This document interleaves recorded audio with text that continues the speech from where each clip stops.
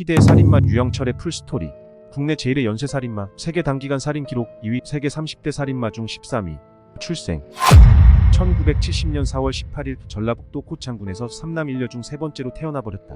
유년 시절 유영철의 아버지는 알코올 중독으로 폭력과 외도가 심했고 1985년 아버지를 여의고 홀어머니와 같이 살았다고 한다. 비교적 평범한 유년 시절을 지냈다고 하며 예체능계 소질을 보이며 장차 화가를 꿈꾸기도 하였으나 생약 등의 이유로 예술곡 입학이 좌절되어 그 꿈을 접고 국제공고 입학하였지만 절도 사건으로 차퇴하고 만다. 이후 총 14번의 특수절도와 성폭력 등으로 연쇄살인 전 7년을 교도소 생활하게 된다. 결혼 그리고 이혼 1993년 황씨라는 여자와 결혼했지만 수많은 죄와 교도소 생활을 견디지 못했던 아내가 수감되어 있던 유영철을 상대로 일방적으로 이혼 청구를 해서 이혼을 당했고 양육권도 빼앗겨버린다. 이에 유영철은 배신감을 느끼고 여성혐 오증과 사회에 대한 분노가 극에 달해 출소 후 아내와 자식을 살해하려 찾아갔지만 자신의 어린 아들을 보고 마음이 약해졌고 아내가 당시 여유가 없어 술을 마시다 잔 흔적이 있는데 애처롭고 불쌍하다 생각해 살해하지 않았다. 는 건 유영철의 주장이고 아내와 아들을 죽이면 뻔히 용의자로 몰릴 것을 우려해서 범행 대상을 일반인으로 바꾸게 된다.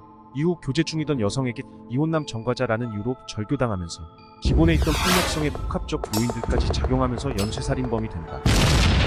사전 준비 교도소 벽면에 살해할 사람의 숫자까지 적어두고 연쇄살인 범죄를 분석하면서 자범 유영철이 연쇄살인마로 진화가 시작되었다. 2003년 교도소를 출소한 유영철은 어머니 집에 머물면서 과도로 큰 개를 찔러보았는데 피만 나올 뿐 곧바로 죽지 않는 것을 보고 둔기로 머리를 강타하는 것이 효과적이란 것을 깨닫게 된다. 이에 유영철은 손자루가 긴 사해머의 손자루만 짧은 것으로 교체해 자신만의 살인 무기를 제작하였다. 이외에도 위협용 잭나이프를 구입하고 지문 방지 세무장갑, 이를 담을 검정 가방까지 만반의 준비를 해왔다. 범행일지 첫 번째 사건 발생 유영철의 첫 살인은 2003년 9월 출소한 지 13일가량 지났을 때 신사동의 한 고급 주택에서 명예교수 부부를 둔기로 살해하면서 시작되었다. 유영철은 세무장갑을 착용하고 담을 넘어 집 안으로 진입한 후 코팅 장갑으로 바꿔 끼고 잭나이프를 들고 집 안으로 침입한다. 1층 안방에 있던 주인 남자를 발견하고 잭나이프로 목을 일에 치른 뒤 둔기로 수차례 내리쳤다. 방에 함께 있던 아내는 강도라고 생각하고 돈을 꺼내주며 살려달라고 했지만 유영철은 내가 돈 때문에 이러는 것 같아? 라고 말하며 둔기로 수차례 내려쳐 살해하였다. 살인 후 유영철은 지문이나 발자국이 묻었을 가능성이 있는 곳을 치밀하게 닦은 다음 현관문 잠금 장치를 한 뒤 대문으로 빠져나왔다. 그러나 얼마 가지 않아 잭나이프를 두고 왔다는 것을 알게 되자 다시 담을 넘어 들어간 뒤 잠긴 현관문을 발로 차서 문고리를 부수고 잭나이프를 찾아 나왔다. 두 번째 사건 발생 2003년 10월 종로구 구기동 단독주택에서 두 번째 사건이 발생했다. 첫 번째와 마찬가지로 세무장갑에서 코팅 장갑으로 교체 후 잭나이프를 들고 침입한다. 화장실에서 나오고 있던 강모 씨를 발견하고 둔기로 내리치고 안으로 들어가는데 강 씨가 비틀거리며 걸어오는 것을 보고 몇 번 더 내리쳐 살해하였다. 이후 소란을 듣고 내려온 고 씨와 마주치고 발로 차넘어뜨린 후 둔기로 살해한다. 2층으로 올라간 유영철은 지체장애를 앓고 있는 이 집의 아들 35세과 마주쳤고 둔기로 내리쳐 살해한다. 이렇게 유영철은 한 집안 식구를 몰살시켰고 특히 아들의 시신은 너무나 참혹했다고 한다. 평소 자신보다 약한 노인이나 여자들만 노렸는데 건장한 남자와 처음 대면하고서 두려운 나머지 오버킬을 한 것으로 보인다. 당시 현장에서는 뚜렷한 발자국이 채취되어 신발 종류와 제조회사를 확인하기 위한 데이터베이스 검색 작업에 들어갔다. 언론에서는 신사동 사건과 한데 무법 부유층 노인 연쇄살인이라 부르기 시작했고 경찰에서는 서로 다른 개별 사건이라는 점을 강조하면서 불필요한 공포가 확산되지 않도록 경계했다. 그러나 두 사건을 비교 분석한 서울경찰청 범죄분석반은 범행 시간과 수법, 흉기 피해자의 나이, 피해 주택의 위치와 구조 등 동일한 부분이 많은 것을 지적하며 조심스럽게 동일범에 의한 연쇄범죄의 가능성을 제시했다. 세 번째 사건 발생 2003년 10월 강남구 삼성동 2층 단독주택에서 세 번째 사건이 발생했다. 방법은 전과 똑같이 장갑을 팍 끼고 침입해 유모 씨를 둔기로 수차례 내려치고 빠져나왔다. 이후 아들에 발견돼 병원 이송했지만 사망하게 된다. 한편 현장에서 출동한 형사들은 앞선 두 사건을 의식해 더욱 신중히 현장 관찰을 시도했고 집 뒤쪽 담장 안과 밖에서 다량의 발자국이 발견되고 같은 발자국이 안방과 거실 등에서도 발견된다. 면식범이나 가족이 아닌 외부인의 침입이 있었던 흔적이 처음으로 발견된 것이다. 구기동 사건 족적과 비교해보니 일치했고 연쇄살인임을 기정사실화하기 시작했다. 당시 여론의 압박과 경찰의 검문 검색 및 수사망이 강화되면서 한동안 아무 일도 일어나지 않았다. 물론 수사에 큰 진전도 없었다. 네 번째 사건 발생 2003년 11월 종로구 해화동의 2층 단독주택에서 네 번째 사건이 발생했다. 이번엔 가스 배관을 타고 침입해 2층에서 내려오다 파출부 배 씨를 마주치고 칼을 목에 들이대 안방까지 끌고 갔고 안방 침대에 누워있던 김 씨가 놀라 일어나려 하자 둔기로 내리쳤고 두려움에 떨며 아이를 안고 있던 배모 씨를 아이와 떼어내고 둔기로 내리친다. 아이는 거실 소파에 옮겨놓고 포대기 같은 것으로 덮어두고 신음하고 있던 김씨와 배씨를 몇 차례 더 가격해 살해한다. 이후 강도범죄로 오인하도록 2층 금고방으로 가서 금고를 열다가 손가락을 다쳐 피를 흘렸고 증거인멸을 위해 1층 안방과 2층 금고방에 불을 질렀다. 현장에 출동한 형사들은 금고를 부수려 한 점 등이 이전 사건과 다르지만 현장 감식 결과 둔기에 의한 공격 방법과 흉기가 동일하다는 점에 주목하였고 거실에 발견된 발자국이 이전 두 사건과 일치하였다. 그리고 피해자 집 주변 CCTV 카메라에서 피해자의 집 옷장에 있던 점퍼를 입은 범인의 뒷모습이 발견되었는데 CCTV에 자신의 모습이 찍힌 장면이 방송에도 나오게 되면서 더 이상의 부유층 살인은 끝나게 되지만 또 다른 살인의 방법으로 진화를 하게 된다. 이로 인해 유영철은 신던퍼팔로 신발을 가위로 잘라버렸고 주거지도 마포구 신수동 고시원에서 신수동 오피스텔로 옮겼다. 황학동 노점상 사건 2004년 4월 14일 발생했으며 사건 날짜 순서로 보면 전화방 여성 연쇄살인 첫 번째 여성이 살해된 후 두 번째 살인 사건이며 다른 범행 때와는 다르게 우발적 살인 사건이다. 유영철은 서울 중구 황학동의 토끼비 시장에서 노점상을 하던 안모 씨에게 경찰 신분증을 내밀고 적발한다며 수갑을 채워 노점상 주인을 봉고차 조수석에 앉히고 유영철이 운전해서 이동했는데 경찰차도 아니었고 2인 1조로 움직이는 형사들과 다른 점에 형사가 아닌 것을 의심하였고 그 순간 살해의 대상으로 바꿔버렸다. 봉고차를 타고 자신의 오피스텔 주차장으로 간 뒤 수갑을 조수석 창문 위 손잡이에 고정시켜놓고 살인용품 가방을 메고 돌아왔다. 신수동 한 병원 앞으로 이동해 잭나이프로 목과 얼굴을 난자한 뒤 목가지로 덮고 나오려는데 그 남자가 영철의 다리를 잡았고 가방에서 해머를 꺼내 확실하게 살인하였다. 이때 유영철은 칼로는 사람을 쉽게 죽이지 못하고 자신도 다치기 쉽다는 교훈을 얻었다고 한다. 봉고차 안 자신이 흘린 피를 없애기 위해 3호 석유 주차장 유조차 사이에 차를 세우고 불을 질렀다. 피해자의 신원이 드러나지 않고 손목에 수갑 자국이 남아있을 것을 우려해 노점상 주인의 손목을 절단한 뒤 300m 떨어진 방파제 사이에 버렸다. 이 사건 피해자의 슬픈 가족사. 피해자는 사형제 중 장남이었는데 안타깝게도 사건 이후 가정이 풍비박산이 났다고 한다. 그의 피살 7개월 후에 둘째 남동생이 충격을 이기지 못해 자살했다. 둘째 남동생은 동거 중인 여자친구가 있었는데 그녀 역시 애인의 자살 이후 얼마 안가 뒤따라 자살했다고 한다. 다시 8개월 후 막내 남동생도 자살로 생을 마쳤다. 마지막 생존자인 셋째 남동생도 자살을 시도했으나 구사일생하여 현재는 정신건강의학과 치료를 받으며 겨우 살아가고 있다. 전화방 여성분 연쇄살인 첫 번째 2004년 3월 15일 전화방에 전화해 23살 여성을 신촌 쇼핑몰 앞에서 만나 돈을 더 주겠다며 자신의 집으로 갔다. 성관계 후에도 돈을 주지 않자 여성이 도망치려 했고 도망치는 여성의 머리채를 잡고 화장실로 가 목을 졸라 질식사시켰다. 이후 잭나이프, 쇠톱 등을 이용하여 피해자의 목을 자르고 토막낸 뒤 검정 비닐봉지 10개에 나눠 담아 마포구 대흥동 서강대학교 뒷산에 안매장하였다. 두 번째 2004년 4, 5월쯤 전화방에서 20, 30대 초반 여성을 불러낸 뒤 자신의 집으로 갔다. 성관계 후 여성이 우연히 유영철이 가지고 있던 수갑을 발견했고 수상한 낌새를 눈치챈 유영철은 여성을 화장실로 데리고 가 자연스럽게 간지럼을 태워 고개를 숙이게 한 뒤 수건함에 숨겨둔 둔기로 머리를 내리쳐 기절시키고 살아있는 상태로 목을 자른 뒤 쇠톱과 가위로 양다리, 양팔, 몸통 세 부분으로 토막내고 손가락 지문 부분은 모두 잘라낸 뒤 검정 비닐봉투 10개에 나눠 담아 서대문구 봉원동 공사장에 파묻었다. 세 번째 2004년 5월 중순 서대문구 PC방에서 조건만남 쪽지를 보내던 25살 여성에게 위조한 경찰 신분증을 보여주며 윤락 혐의로 단속한다는 명분으로 자신의 집으로 끌고 간다. 그리고 전과 같은 방법으로 둔기로 머리를 내리쳐 살해한 뒤 비닐에 담아 서대문구 공사장에 안매장한다. 네 번째 2004년 6월 1일 전화방을 통해 35세 여성을 신촌에서 만나 자신의 집으로 데리고 간 뒤 성관계를 한 후 화장실로 간 여성을 따라 들어가 전과 같은 방법으로 살해 후 안매장했다. 다섯 번째 2004년 6월 2일 전화방 도우미 35세 여성 살해. 여섯 번째 2004년 6월 7일 전화방 도우미 성명불상 20대 후반 여성 살해. 일곱 번째 2004년 6월 9일 출장 마사지사 26세 여성 살해.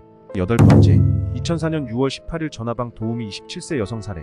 사실 유영철은 같은 업소의 다른 여성을 불렀는데 피해자가 대신 유영철을 찾아오는 바람에 살해당한 것이다.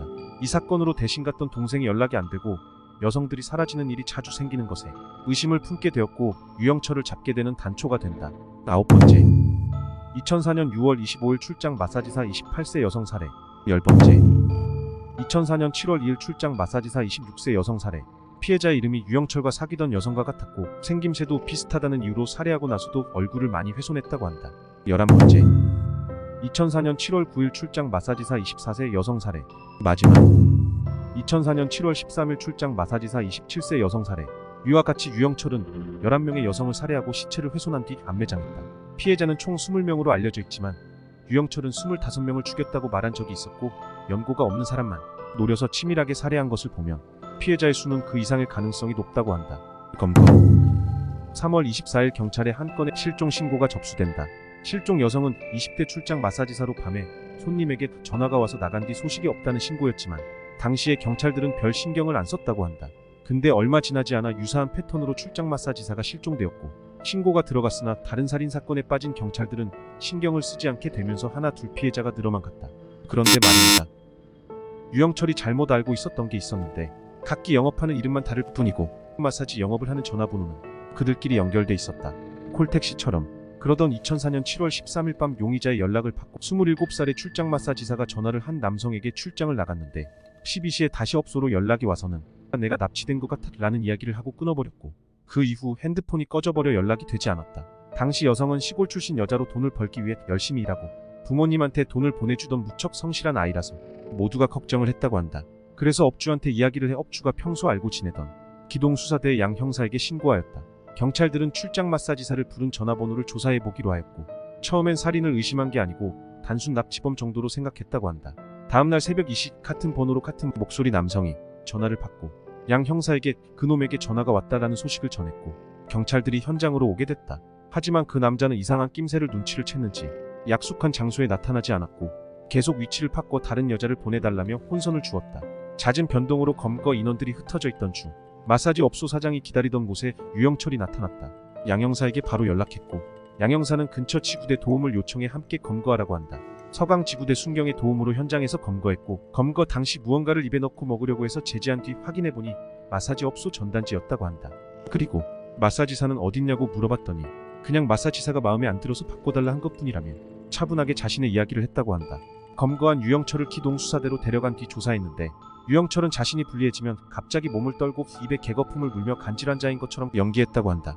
처음에는 경찰들이 놀라 수갑을 풀어주고 어깨에 담요까지 덮어주며 챙겼다고 한다. 그러자 유영철은 내가 11명을 죽여서 안매장했다. 다 차백할 테니까 현장으로 가자고 제안했고 현장에 가면 자세히 말해주겠다는 유영철의 말을 믿져야 본전이라 판단하고 믿어보기로 한다. 이때 수갑도 풀어줬고 형사들이 너무 안일했다. 안매장 장소에 가기 위해 어수선한 상황을 틈타 도망가버린다.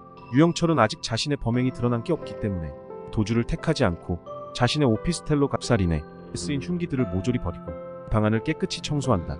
그리고 인천으로 가기 위해 영등포역으로 가다가 잠복해 있던 형사에게 검거되면서 도주 11시간 만에 잡히고 만다. 자배.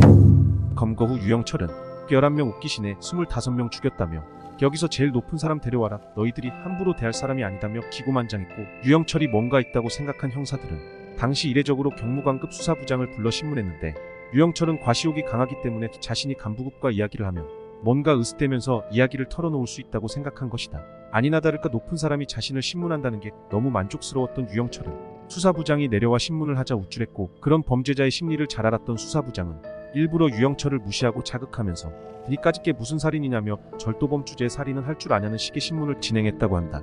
열이 받은 유영철은 자신의 첫 연쇄살인이었던 부자 동네 노인 살인 사건부터 차백하며 범인만 알고 있을 부분을 상세하게 털어놓게 된다.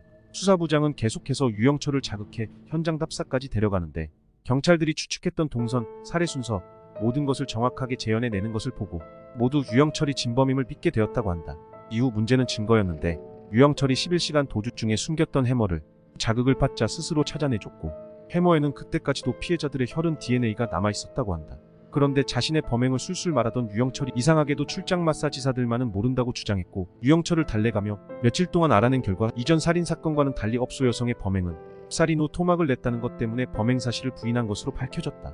유영철 진술대로 시체를 묻었다는 장소인 서강대 뒤 야산 등산로를 올라가다가 유영철이 멈춘 곳을 파자 시체 조각조각을 담아 넣어둔 비닐봉지에서 18개의 조각이 발견되었고 이외에도 서울에 있는 대학 근처 공사장현장에 11구의 토막 시체를 발견할 수 있었다고 한다.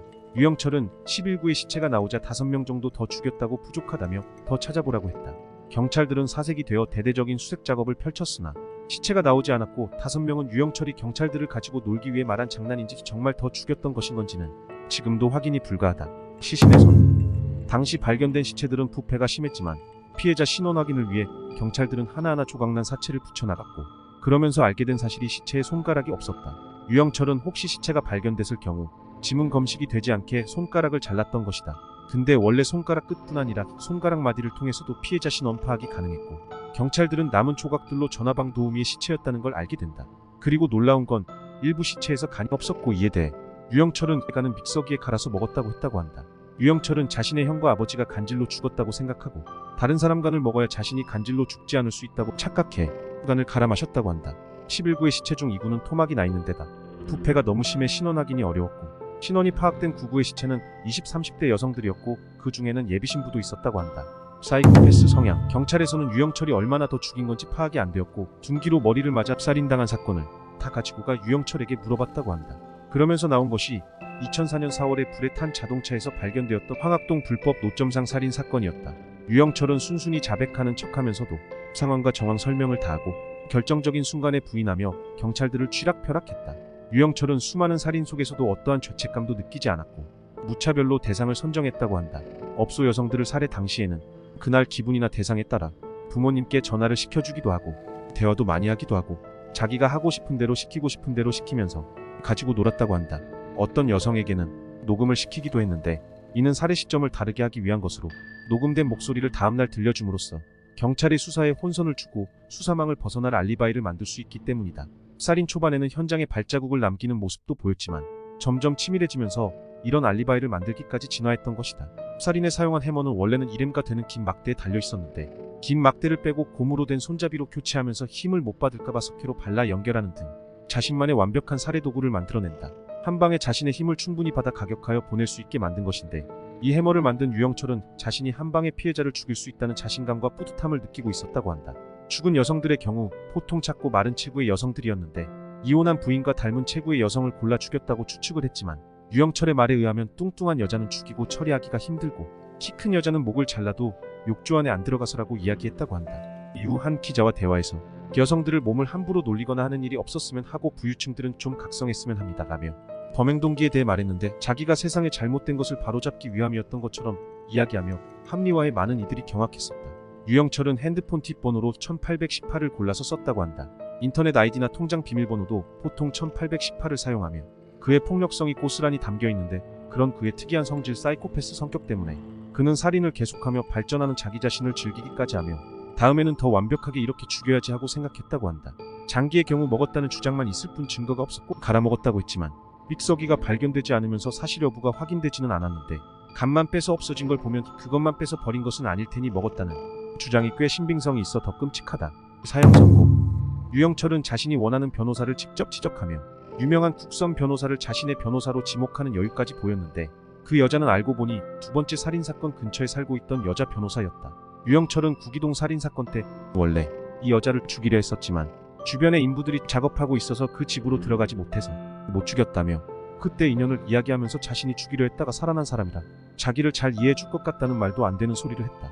변호사는 당연히 유영철의 변호를 거부했지만 이 끔찍한 살인범, 그것도 범행 사실과 증거인 시체까지 다 나온 살인범의 변호를 직접 하겠다고 나선 변호사 단체가 있었다. 이들은 사형제를 폐지를 주장하는 변호사 모임의 사람들이었다. 그들의 지원으로 변호사가 있었지만 유영철은 법정에서 20명 살해 혐의가 유죄로 판결나며 사형 선고를 받는다. 그리고 사형이 선고되고 시간이 많이 흘렀지만 그는 미결수 수용시설에 머물며 멀쩡하게 살아있는데 이유는 우리나라는 실질적으로 사형이 폐지된 국가이기 때문이다. 시발.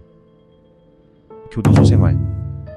유영철이 감옥에 들어간 이래 교도관과 동료 수감자들을 상대로 행패를 부려온 것은 익히 알려진 사실이다. 교도관의 목을 졸라서 톡방에 수감된 적도 있으며 교도관을 통해 야설을 밀반입한 것은 이미 유명한 사건이다. 그 외에도 꾸준히 교화 불능에 가까운 모습을 보여주며 살고 있다고 한다. 유영철은 야 나 누군지 몰라 나야 나 사이코야.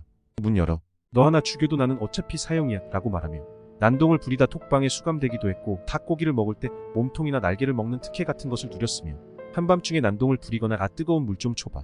커피 한 잔 마시게 라고 하면 교도관이 뜨거운 물을 끓이기도 했다고 한다. 한 교도소 관계자는 직원이 들어오면 물거나 침을 뱉으려고 하고 수용자라는 법적 지위와 신분을 갖고 있음에도 불구하고 법 위에 산다 라고 한탄했다. 교도관 카페에서 사형제도 존치를 놓고 달린 교도관의 리플. 낮에 어린아이와 엄마가 머물고 있는 집에 들어가 엄마를 강간할 때 옆에서 아기가 울자 즐기는데 짜증나게 한다며 아이의 입을 칼로 찢고 혓바닥을 도려낸 뒤 강간을 하고 나서는 배고프니 라면까지 끓여오라고 하여 먹는 등의 행위를 한 인면수심의 범법자도 무기징역도 아닌 징역 15년밖에 안 받았다. 그러니 사형까지 선고할 정도 되면 그 범죄 내용이 어느 정도일지는 상상에 맡기겠다. 연쇄살인범 유영철이는 부녀자를 수십 명 강간하고 산 사람의 손발을 묶어놓고 음부를 도려내요. 이것이 방금 나하고 즐긴 물건이라면서 강간 피해자에게 보여주고는 섹스를 많이 한 사람과 적게 한 사람의 성기의 차이점에 대해 비교한다고 굴비역듯 피해자의 음부를 엮어 보관했다가 경찰에 발견되기도 하였다. 그리고 피해자의 음부뿐만 아니라 피해자의 신체 각 부위를 산채로 도려내어 피해자의 고통스러워하는 모습을 즐기고는 마지막으로 자신의 전용 망치를 피해자에게 보여주면서 이것으로 잠시 후 너의 머리를 쳐 죽이겠다고 예고한 뒤에는 공포심이 극에 달해 있을 때 죽이곤 하였다. 사형 선고 받으려면 최소한 이 정도는 되어야 한다. 그런데 자기 몸은 얼마나 끔찍하게 아끼는지 매일 우루산이 비타민제니 하는 영양제에 피부 마사지 크림에 정말 가관이다. 게다가 규칙적으로 행하는 적당량의 스트레칭 및 운동까지 한다고 한다. 미친놈. 여담. 사이코패스 유영철에게도 1994년 10월 26일 태어난 아들이 하나 있다. 사이코패스는 가족에게도 매우 폭력적일 거라는 통념과 다르게 아들을 지극하게 아꼈다고 한다. 전처는 유영철의 아내로 지낸 생활은 끔찍하기 그지없었다고 말했지만 의외로 단 한 번도 유영철이 자신에게 물리적 폭력을 행사하지 않았다고 밝혔다. 가정폭력이 실제로 있었는지와는 별개로 아들을 나름대로 아끼는 마음은 있었음을 짐작할 수 있다. 이문동 여성살인 사건에 대해 경찰이 아들의 대학교 진학까지 뒷바라지를 해주겠다고 회유하자 거짓 진술을 했고 감옥 내에서 기자와 나눈 편지에서 아들 자랑을 늘어놓기도 했다. 그러한 영향인지 연쇄살인 피해자 중에 10대는 없었다. 연쇄살인 진행 중 맞닥뜨린 어린 남아를 직접 공격하진 않았던 이유를 아들과의 연관성에서 찾기도 한다. 이후 아들은 평범하게 성인으로 자라 여느 사람들처럼 대학을 졸업하고 직장생활도 하며 일반적인 사회인으로 살고 있으며 놀랍게도 자기 아버지가 그 유영철이라는 건 전혀 모른다고 한다. 유영철이 기자에게 고백한 가장 무서웠던 순간에 대해 다음과 같이 이야기하였다. 제가 이번 만행을 저지르면서 가장 무서웠던 순간이 언제였는지 아세요? 머리카락이 쭈뼛이 설 정도로 놀랐던 순간은 잘린 머리가 수건거리에서 떨어졌던 순간도 아니고 머리 없는 몸뚱아리가 내게 달려들었던 순간도 아니고 개복한 임신부의 뱃속에서 움직이는 태아를 보았던 순간보다 더 긴장하게 했던 일. 남이 들으면 오히려 이해안가는 일이지만 그건 사체를 토막내는 와중에 아들 녀석에게 전화가 온 순간이었어요. 전화벨 소리에 놀란 게 아니라 당황하는 내 목소리를 듣고 감기 아직 안 나왔어? 아빠 하며 물어보는 말이 아빠 나는 다 알고 있어. 그러지마 하는 것 같아 등골이 오싹했었어요. 하던 작업을 중단하고 너무 긴장해서 사체 토막을 늘어놓은 채 밥을 먹었어요. 긴장하니까 배가 고파지더라고요. 사체 정리도 안 하고 라면은 좀 그래서 그 늦은 시간에 밥을 해 먹었어요. 아쉬운 점. 해화동 사건이 발생한 지 2달 후인 2004년 1월 20일 아침 7시 반 신촌에 있는 찜질방에서 큰 소동이 일어났다. 수면실에서 잠자던 손님의 옷장 열쇠가 없어져 확인해보니 누군가 열쇠를 훔쳐 지갑에 있던 현금과 상품권 등 10만원 상당의 금품을 훔쳐간 것이었다. 몇 시간 전인 새벽 4시에도 비슷한 도난 사건이 발생했던 터라 종업원이 탈의실을 예의주시하고 있었기 때문에 옷장을 열고 돈을 꺼내간 손님의 얼굴을 기억했다. 경찰이 출동했고 용의자를 붙잡혔다. 이름은 유영철 절도등 전과 범이었다. 이 용의자는 범행을 극구 부인하는 한편 피해자에게는 20만원을 줄 테니 없었던 일로 하자고 합의를 종용했고 연행하던 경찰관에게는 화장실에 가자고 하고는 피해자와 합의하게 해달라고 간절히 애원했다. 결국 피해자가 합의를 해주지 않아 경찰은 용의자 유영철에게 수갑을 채워 경찰치 부대로 연행했고 유영철은 목격자 진술을 듣느라 잠시 감시가 소홀한 틈을 타 수갑을 풀고 도주했다. 경찰에 쫓기던 유영철은 3층 건물 옥상에서 뛰어내려 도주하다 결국 붙잡혔다.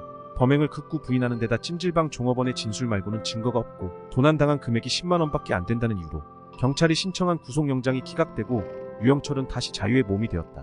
10만원이라는 소액 절도 혐의를 받고 범행을 부인한 상태에서 수갑을 풀고 도주극을 벌이는 범인의 이상행동에 주목하지 않은 경찰관, 구속영장을 기각한 법조인들의 성의 없는 판단이 앞으로 초래할 엄청난 비극을 과연 짐작할 수 있었을까? 한국 범죄수사 역사에서 천추의 한으로 남을 만한 순간이었다.